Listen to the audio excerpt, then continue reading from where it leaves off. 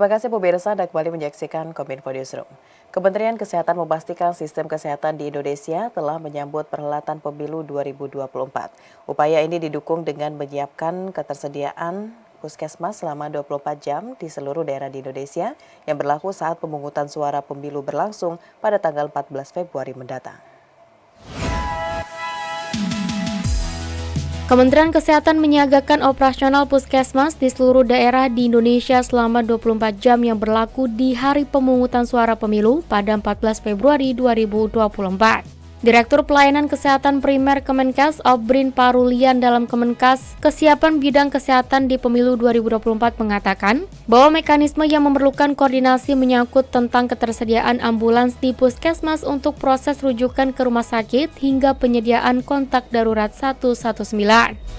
Ia memastikan sistem kesehatan di Indonesia telah siap menyambut perhelatan pemilu 2024, termasuk koordinasi lintas program dengan Direktorat Jenderal Pelayanan Kesehatan, Direktorat Jenderal Kesehatan Masyarakat, hingga Pusat Krisis Kemenkes.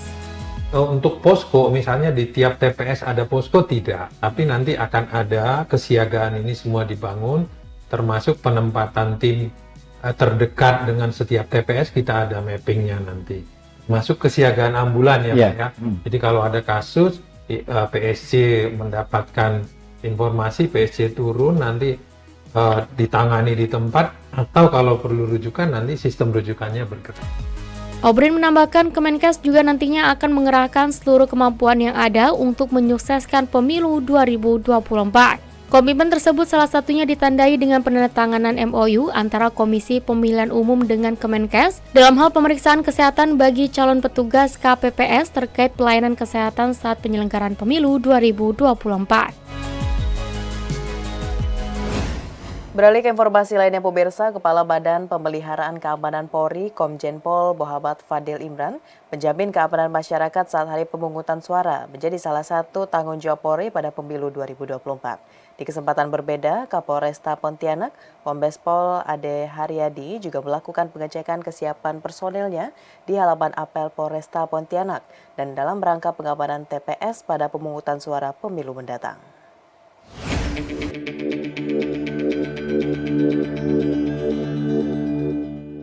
Dalam rangka memastikan kesiapan pengamanan di tempat pemungutan suara menjelang tahapan pemungutan suara 14 Februari mendatang, Kepala Badan Pemeliharaan Keamanan Polri Komjen Pol Muhammad Fadil Imran mengecek kesiapan personil dan peralatan Polda Jawa Tengah. Kegiatan ini merupakan bagian dari asistensi dan supervisi Dalmas Nusantara yang diterjunkan dalam pengamanan pemilu di Simpang 5 Kota Semarang. Pada kesempatan ini, Kabah Harkam mengatakan kesiapan tersebut penting dilakukan untuk mengantisipasi kemungkinan peningkatan eskalasi saat pemilu.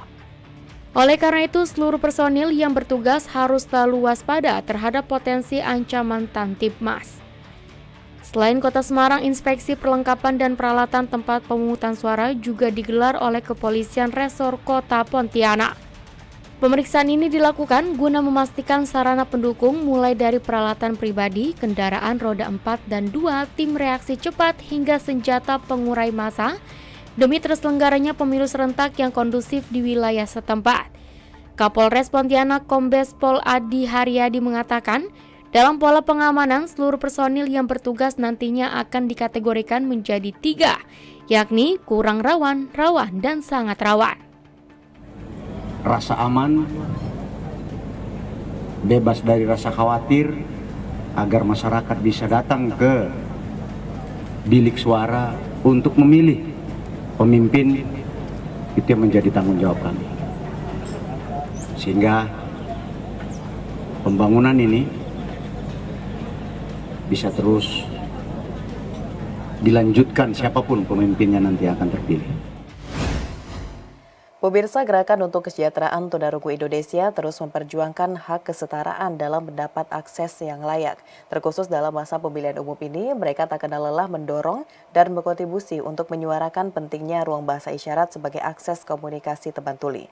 Melalui program Suli Bahasa Isyarat pada tayangan debat calon presiden dan wakil presiden pemilihan umum 2024. Gerkatin memberikan contoh bagaimana sebuah tayangan yang inklusif untuk teman tuli dengan menampilkan juru bahasa isyarat yang layak. Aksi ini dilakukan untuk pemenuhan hak penyandang disabilitas tuli untuk mendapatkan fasilitas dan akses informasi acara debat Capres dan Cawapres.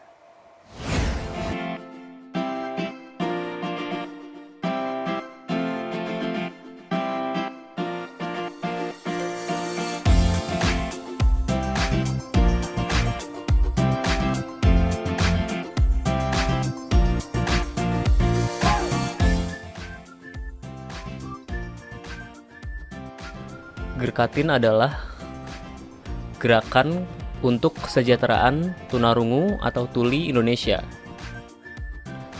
Sebelum dibentuknya Gerkatin itu ada nama cikal bakalnya di tahun 1960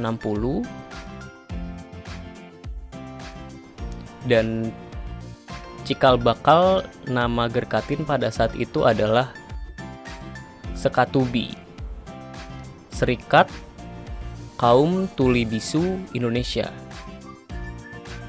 disingkat Sekatubi. Kepanjangannya Serikat Kaum Tuli Bisu Indonesia. Saya mulai masuk sebagai anggota Gerkatin itu di tahun 1981. Itu sudah lama sekali. Saya pada saat itu baru lulus SMA. Saya ingin sekali teman-teman tuli di Indonesia ini bisa mendapatkan pengetahuan dan pengalaman, ilmu-ilmu baru untuk kedepannya. Gerkatin selalu diundang untuk mendatangi Kongres Tuli Internasional selama 4 tahun sekali. Gerkatin telah mendatangi berbagai negara, Perancis, Spanyol, dan negara lainnya selama 4 tahun sekali.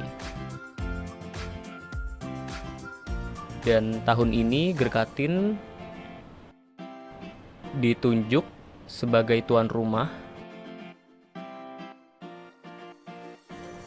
untuk mengadakan sebuah rapat Federasi Tuli Internasional yang ke-36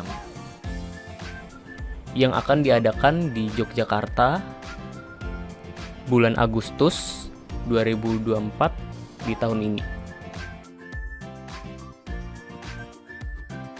Nah, Gerkatin ini selalu mengadvokasikan tentang akses juru bahasa isyarat, contohnya di bidang pendidikan, di bidang kesehatan, sekolah, rumah sakit, dan lain-lain.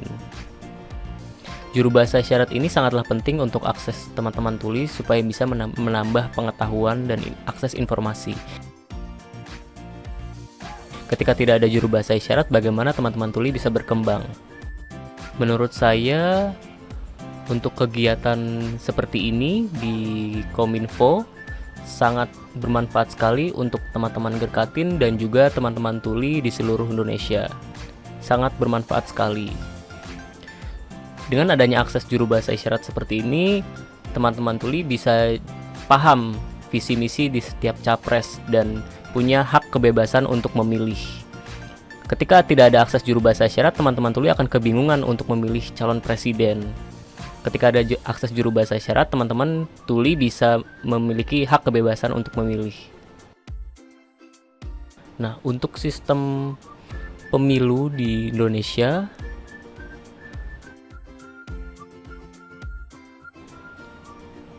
ketika teman-teman tuli paham,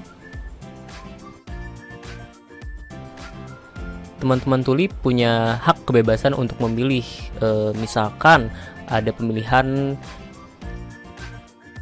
calon presiden, calon gubernur, dan lain-lain, teman-teman tuli bisa memiliki hak kebebasan untuk memilih. Seperti itu. Untuk pemerintah dan masyarakat umum, saya harap untuk bisa menghapus sebuah stigma bahwa teman-teman tuli itu tidak bisa melakukan apa-apa. Sebetulnya teman-teman tuli bisa mengenyam pendidikan yang lebih tinggi, contohnya S1 dan S2. Yang terpenting adalah akses juru bahasa isyarat, dan juga untuk Kominfo, kalau bisa kita melanjutkan kerjasama ini supaya teman-teman tuli bisa mendapatkan hak akses informasi yang setara. Karena penting sekali adanya informasi melalui liputan audiovisual untuk teman-teman tuli. Dan untuk kegiatan seperti ini sangatlah penting dan sangat bermanfaat untuk teman-teman tuli. Dan kalau bisa kedepannya dibentuk channel khusus teman-teman tuli supaya teman-teman tuli seluruh Indonesia ini bisa mendapatkan hak informasi yang setara. Kerjasama dengan Gerkatin dan Kominfo bisa diteruskan.